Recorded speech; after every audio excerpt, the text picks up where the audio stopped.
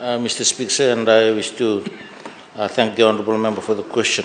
Mr. Speaker, in responding to yesterday's question, I have touched very briefly on this issue as well, mentioning that the Fiji Police Force, in trying to address complaints against the police and complaints against services, have also recruited a psychologist, and they are forming a team to look at stress-related issues.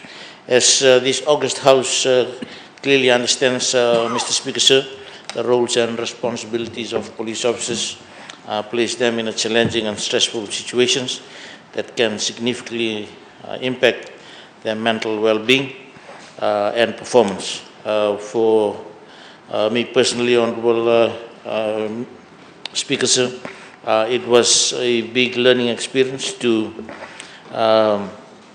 know more of the work that the Fiji Police Force undertakes, and of course what they go through, not only in terms of the workload, as we all know that stress is cumulative, but most importantly as well on the exposure to traumatic events, and these have implications on the Fiji Police Force. And of course, evidence suggests that the ways in which mental health challenges are dealt with for police officers may differ from other groups in other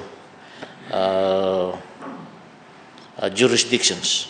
Hence, the need for proper support for our frontline workers, Mr. Speaker, sir, and particularly our men and women serving in the Fiji Police Force. The Fiji Police Force, Mr. Speaker, sir, provides psychological and counseling support to its employees now on a regular basis. And there is also in-house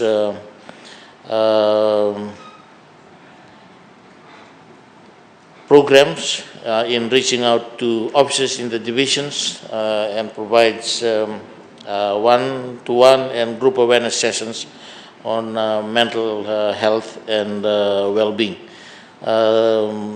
We understand, Mr. Speaker, sir, that this is quite new to the force, apart from just the daily leadership and management challenges, but this is a very special area, and particularly when dealing with PTSD, post-traumatic stress disorder. It's something that does not die a natural death but needs to go through therapy, and this is something that the Fiji Police Force is going through, and the force has seen positive results as a result of the engagement of this specialist unit, Mr. Speaker, sir.